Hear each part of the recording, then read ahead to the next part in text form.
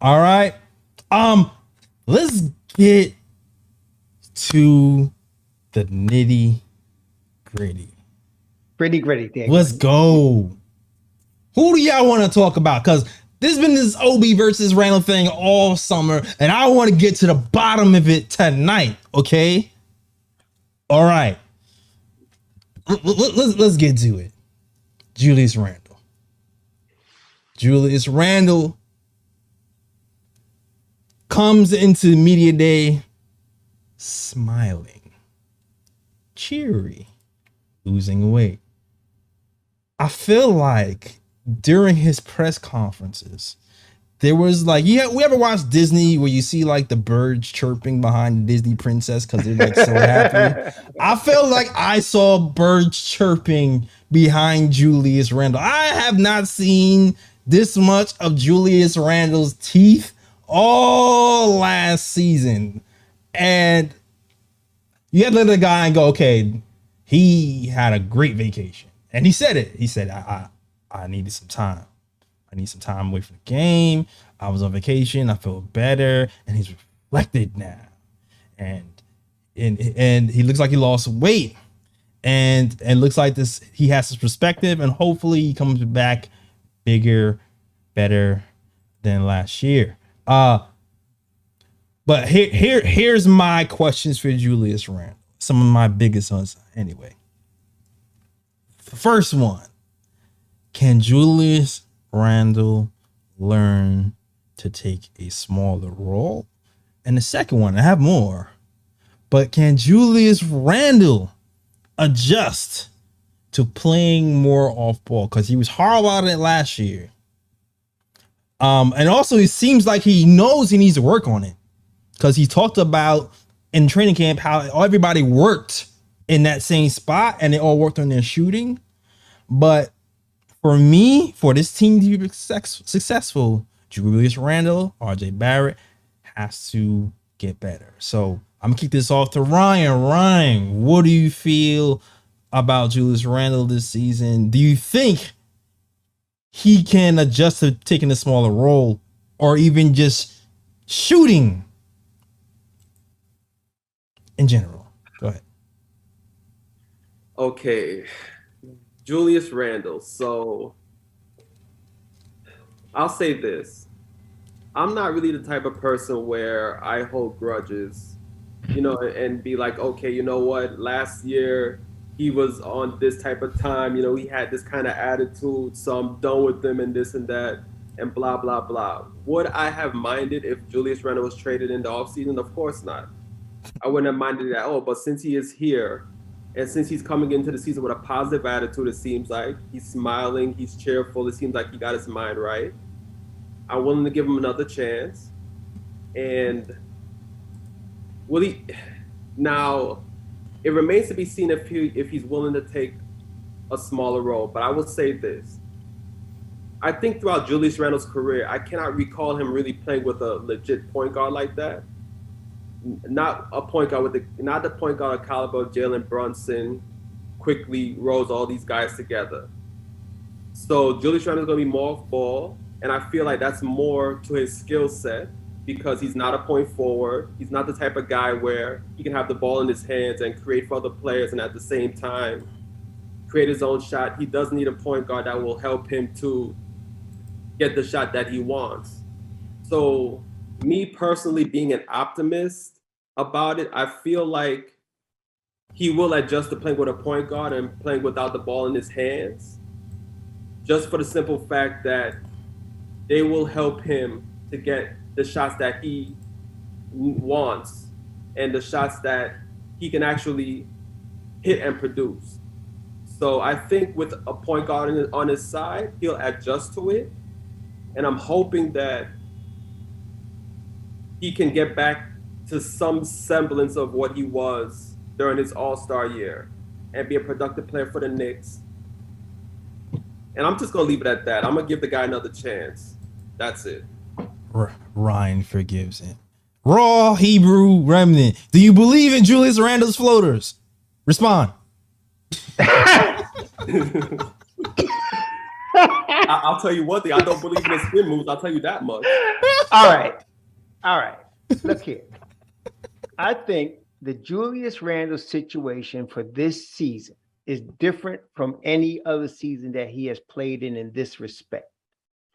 It started with, to me, with the Derrick Rose comments. When Derrick Rose said, that's right, when Derrick Rose said, you got to be held accountable. You can't get in your feelings. We all know, and I hate to speak for everybody, but I think most of us understand. Oh, yeah. He was directing that comment at one Julius Randle. And I think Randle caught that. That to me sets a tone because you're already put on notice. D Rose is going to be up in your behind. You know Jalen Brunson is. And you also know now RJ, you guys remember it was RJ's first year? When Julius Randle's first year with the Knicks, I don't know if that was RJ's first year or is that was second. Okay, so one time kind of told the story that season. RJ runs down the floor, he's clapping for the ball, and Julius dribbled into a double team and turned it over. RJ didn't say anything because he was a rookie. RJ's no longer a rookie. That's a fact. So I'm saying between RJ, between Jalen Brunson, between Derrick Rose, they will hold Julius Randle accountable. And as I think it was Ryan just mentioned, he's playing with leaders at the point guard spot because now you got Derrick Rose and you got Jalen Brunson. These are leaders. And RJ's now, I saw from this whole week, one of the things that came away from me is RJ's now the face of the franchise, period. So now Julius de facto takes a back seat to all of that. If he doesn't, somebody's going to tell him about it. Nobody's going to be quiet this year and let him do that. Right. Nobody's going to be quiet this year and let him just go off like that. So that gives me confidence that he's going to play better. And that's why I'm feeling pretty good about it. Yeah. Now, the end of the year, give me confidence. Go ahead, Lee. Lucky, you want to say something? Man, do I. I break it down between, on one hand, there's what I want, my preference, and the other is the situation we're in. My preference, I wrote a piece last week for Post and Toasting 3 reasons why Julius Randle needs to get the hell out of New York. The main reason is because of Tom Thibodeau and their relationship. It's a symbiotic, toxic relationship. They enable each other and bring out the worst qualities of each other. That's like some Marvel superhero venom stuff. Right about that. He's absolutely right about that. Tom Thibodeau is not a bad coach. He's a good coach with bad tendencies and bad habits. Julius Randle is a very good player with bad tendencies and bad habits, and they enable the worst in each other. Now, that's my preference. We're in the situation where Leon Rose seems committed to Julius Randle. He reiterated that commitment in the sit-down interview with Alan Hahn. So if Julius Randle is on the team, the quote that stuck out to me the most is when he actually said something that I've heard Knicks fans say on Twitter, which means he's paying attention, as we know he is, on a burner on his official. And that was, it's easy to be the king when things are going well. Woo. It's harder when you're losing. He said that in that first press conference and made me realize that he is at least somewhat self-aware of the position that he took last season when the fans turned against him, not because he's a bad person or because of what he wore that day in the tunnel, but the play that he had on the court and the effort he put forth on defense, being the first one back in transition. And those are the type of things I think we're going to see a turnaround this season. But shooting efficiencies probably be closer to last year than they were the year before. I think that was a total anomaly, shooting over 40% from three. I think we get really down to the real metrics of him as a shooter. We're going to see maybe at average, league average, or slightly above, probably from 2-point range free throw. But it's the attitude and the effort being the first one back on defense, not missing assignments, talking to each other and communicating on the defensive side of the ball that's starting to win the New York fan base back. If he doesn't do that, put a boot up his ass and get him out of Madison Square Garden. Lee has spoken. You didn't have to go there with the boot. That was a little low, bro. You didn't have to do the boot. That was a little much. But I get the point. I get the point. You have to be extra. You have to be dramatic. I got you. I got you. I got you. I got you. Every chat everywhere. Same thing. Oh, shoot. But here's the thing. I'm with all you guys, right? First, I'm with all you guys. There was pictures of RJ looking at Julius Randle in the huddle. And I don't know if I'm looking at it with like in my weird brain or an actuality brain, but in times it looked like RJ was looking at him in disgust, like, bro, are you really hogging the ball and not giving effort right now? And then I felt that energy, and I was elated that it seemed like the Knicks were transitioning from Julius Randle heavy basketball into an RJ centric offense last season, and I hope that is the trend. And I hope that is so more so with Jalen Brunson here. I feel like it should be Jalen and RJ kind of splitting the duties, or maybe slightly more Jalen, and then Julius getting some off-ball type of stuff. And maybe if there's like some crazy mismatch where he's taking advantage of and got it rolling, he gets the ball that way. That's what I think it should really happen. But I agree. I think it might be the easiest here for him to stay in line because there might be more leaders on the team, homegrown or Jalen Brunson. Which brings me to another question for you guys. I've kind of turned the page on trades, but I heard Ian kind of talk about like that there's like a 40% chance that a trade can happen. So I have questions. Like, one question is, can Randle rehab his image and actually learn to play off ball and improve his shooting? But on top of that, my secondary question is, if he does improve, are we still looking to move him at that point because it works, or are we moving on? Any of y'all can jump in this one. If whoever feels the spirit.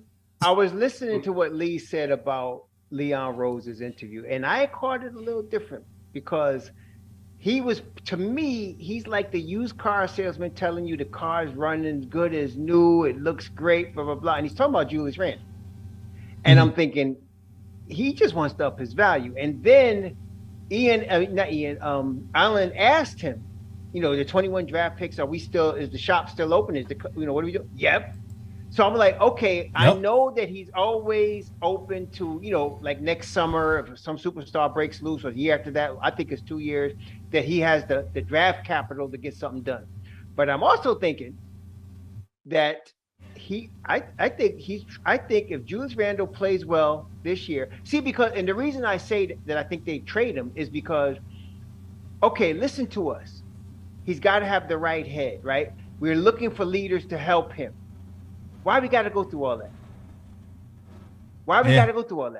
Yeah. I mean, Obi's the future. So I'm not saying Obi's better than him, but he's definitely got a better attitude. We don't have to worry about Obi's attitude. So that's all I'm saying. And you can play Hartenstein behind Obi at the 4 if you want. You can play Cam at small ball 4 if you want. I'm not, and I'm saying, I'm thinking they're brushing up him, Julius, that is. And the minute he looks like all-star Julius, they're going to trade. I think that's what's going to happen. I definitely agree with that. I do think Rose is committed and understands that Julius Randle re-signing, the extension contract he gave him, that was his first really big move. And I think the team that he inherited, you've seen him slowly phase those guys out. And Randle is someone I think that he's concentrated on, as someone that he's putting his name on and his stamp on, is saying, this is my move. And he's all invested on making sure that asset reaps some kind of value. That value could also be trade value, but Randle has to make that trade or create that trade value before he can actually get a good return for it. One thing Leon Rose is going to do, he ain't going to sell low. That's right. He's going to make sure that once that trade happens, it's going to be because he's getting at least 1.5 first-round picks back, half being the other one is protected, maybe top 10 or top 15. I hope no matter what, good season, bad season, in between, I hope by the trade deadline, Julius Randle is traded, because at the very least, it just means Obi Toppin's unleashed. All of us love Obi Toppin. It's probably the one thing Knicks fans are all united on. Even ones that like and believe in Julius Randle, is we all love Obi Toppin. And I think that trade is worth it just for that alone. That's right. Man, listen, I've been perusing the YouTube Knicks streets. Not everybody's all in on Obi Toppin. I'm gonna let No, you not know. everybody is. It's not like that. Everybody. The hive has I been haven't seen the divided. hate. There is a Randall hive. He got people like polishing up them nutsacks, but I still think you still got the majority of Knicks Nation. Oh man, we went here today, boy. We went there today. Oh Raw's man, back, baby. Raw's back. Raw is back.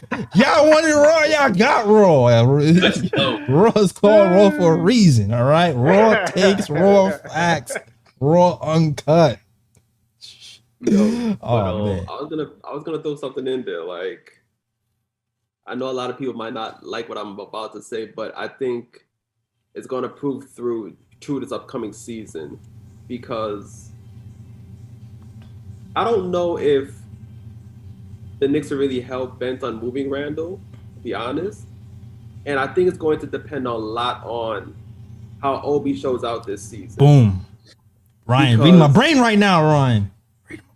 Yeah, because if Obi doesn't show out this season, and say, for example, Julius Randle is playing good, I don't think the Knicks are going to be willing to trade Julius Randle just for the hope that, Obi's going to get more minutes and he's going to produce the way that they expect him to produce. Like, I think Obi's going to have to show within his minutes that he's ready for the role. And I think if Obi shows that, and at the same time Julius Randle actually ups his value, I think that's when the Knicks are going to be like, you know what? It's time to pass the torch. Right. It's easy to trade Julius Randle now, so let's trade Julius Randle, then Obi moves in. But if Obi doesn't show that he's ready for the position, Julius Randle, that's going to still be Julius Randle's position. I agree. Whether Knicks fans like it or not. I agree. Yep, I agree. I'm just thinking de facto Obi's going to show out. That's all. I mean, but that Ryan makes an excellent point, because if Obi takes a step back, then they're going to keep Julius Randle. But I got a question. For Ryan. What do you think Obi needs to show out? Because we know he has like the attitude, he's got the effort, he's got the athleticism, he runs a court. What else do you think he needs to show in those 12 or 15 minutes that Thibs give him? Let's hope it's at least 12. What do you think? What attributes do you think he needs to show? I just think it's more so what he showed towards the end of last season, if he can build on that, because he showed towards the end of last season that that there's a lot to his game and that he can be a productive player on the court for the Knicks. And a lot of times last season, he did show that he meshes well. He meshes better with the team than Julius Randle does at times. So I think he has shown last season that he's capable of stepping into that starting role. He just needs to build on that. Like, if he plays similarly to the way he played last season towards the end of the season, and adds on top of that, then I think it's going to get to a point where the Knicks are going to be like, yeah, Obi is ready, because he's shown consistent play. I think Obi has yet to show consistent play throughout a whole season. He's shown glimpses. Now it's his time to be consistent. I think once he shows that he's consistent, then that's when the Knicks are going to be like, you know what? We have a young stud here in Obi. He's growing. He's blossoming. Yeah. Julius Randle's value is up because he's playing well. Okay, let's move Julius Randle and get back value for him, because I don't think Leon Rose is just going to throw him away, just for anything. What do you think, Ryan? Let me ask you a question, Ryan. Let me ask you a question. Do you think Obi is all for him? It's all about his confidence level, though, right? Like, I think he got more confident as the season went on, and he played better. And to me, from the interviews that I've seen with him this September here, this month, if it means anything, he just seems more confident to me. And if that carries over, I think it's gonna bode well for him. Yeah, I agree. He's definitely more confident. I think I'm just speaking from a more realistic standpoint. Like, sometimes Knicks fans want to act like, Leon is just going to throw away Julius Randle for a bag. No, he's not. And Obi's going to move into the starting lineup. Like, no, that's not going to be the case. Like, Obi's going to have to continuously prove that he's ready. And then once he continuously proves that he's ready, then that's when the Knicks are going to probably be like, you know what, now it's time to move Julius Randle since his value is up, and actually get value back for him. Because I don't think Leon doesn't want to look like a fool. Right. Because he gave him that extension. So he's going to want value back for Randle. That's right. So once Randle gets back to a place where his value is up, then that's when Leon is going to move him once Obi shows that he's consistent and he's ready to step into that role. I think I some of agree. the things that he can come in and do, he's got to improve a three-point shot. Absolutely. His three-point shot got to be more consistent, especially in the corners, so he can show if he can add a different dynamic than Julius Randle can. The rebounding's got to improve too. He just doesn't have necessarily like that same knack. Randle's a very good rebounder. He's got to show a similar knack for the boards, not just on the defense, but offense too, to where he's not just, relying on lobs and alley-oops, but he's actually going after the offensive rebound, putting the ball on the floor, doing a spin move. No, I shouldn't say spin move. Doing some type of move in the post to show that he's been working on something with his handle over the summer. Those things have to improve in the short sample size that we get from him, because that first year he would miss a defensive assignment and his entire game would just slow down because of his lack of confidence. So I think you guys made some good points on what we should be seeing year 3. Yeah, like listen, for Obi, defensively is really needs to work, because as much as I love Obi and his potential on offense, I do feel like the more he played, the more comfortable he got, the more he's able to kind of figure out the game and know where he can pick his spots. I always talked about on the show, he's a rhythm shooter, he's a rhythm guy, he's not a microwave guy. He's going to get his confidence through rhythm and through playing more, and you saw that. You saw that when he started to play more, he started to actually make some nice passes. He actually started to hit some corner threes, 3-pointers in general, and he got comfortable and he was able to kind of leak out and get to the rim at a high rate and finish and score a few 20-point games. But for him, and even hit some mid-range shots when he started to get comfortable. You start to see him actually try new things and expand his offensive game. So he needs time. But for Obi to really stick, the defensive side of the ball has to be worked on, because that is still a tremendous weakness for him, on top of the rebound. He likes to leak out a lot. You have to sometimes stay there and get the rebound, the offensive and defensive, right? Also, stats for Obi Toppin: isolation defense, bad, 36th percentile. Spot up shooting, bad too, 39th percentile. But I can see that going up with more reps. But here's the big thing: pick and roll. One of the most used plays in the league. 47th percentile guarding the pick and roll ball handler, 11th percentile guarding the roll man. He has a lot of work to do on the defensive side of ball, and it seems like he was doing that when talking. I saw him on Content Day, and on Content Day he was talking to Monica. And he was talking about how he was working out with I forgot who he said he was working out with. He was working out with a shooter and with the LA Clippers. He's working out with Karl Anthony Towns. He's working out his game in the summer. What I thought was really important too is he actually went back to New York and kind of worked with Tom. And to me, that's the most important thing, getting that one-on-one rapport with your coach, so you really can learn, what do I need to do? What do I need to work on? And go over tape and film. I think that's going to be more important than anything. And it's going to help him on the defensive end. And he also said he was working on guarding 1 through 5, because Tom Thibodeau talked about it today. He's reluctant to play Julius Randle and Obi Toppin together.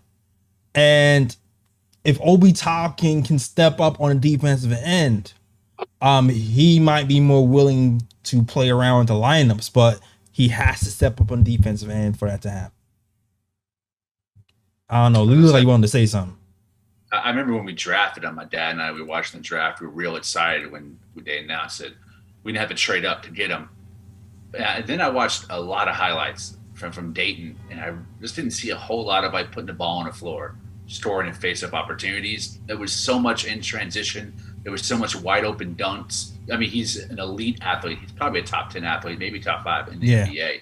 He's unbelievable. But he doesn't have a whole lot of off the dribble handles to create in traffic and in the mid, especially in the mid range. He's really got to work on his mid range, not just attacking, but also his shot too. That I want to see that more than anything. If he does that, there's no reason you can't keep him on the bench if he's able to break this man down and score off a dribble. I agree. I agree. I agree to all. But I mean, he can do it. He can do it. He just needs the time. Shout out Hole. Gunshots everybody in the chat. Thank you guys for watching. If you're loving the show so far, please hit the like button, please hit the subscribe button, and trust me when I tell you, we have a big guest coming next week, and you're going to want to be here for that guest. Trust me. We got a question from Nickverse. He says, Knick of Time show, yo brother, do you feel hopeful for this upcoming season? Describe hopeful. Do I feel like we might shock the world like RJ Barrett said? Anything is possible.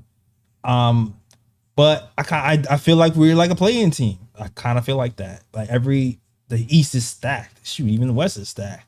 And a lot has to go right. For me, I'm looking at this team. We have a lot of young guys, which means we have a lot of potential, right? There's a lot of X factors when you have a lot of young guys. But we'll also look at this coach. I know with his preference to play older players. So the chances of seeing that potential come to fruition can be stifled with a coach who doesn't want to play younger players. So I'm a little bit of a mixed bag. It really depends on me on how the coach plays this. I feel like we have the potential, but I have to see what the coach does, because I'm really high on guys like IQ, Obi, Grimes, and Cam, and I'm kind of hopeful on Julius, but I'm not hopeful that Tom will do the right thing if Julius goes off the rails. That's just me personally.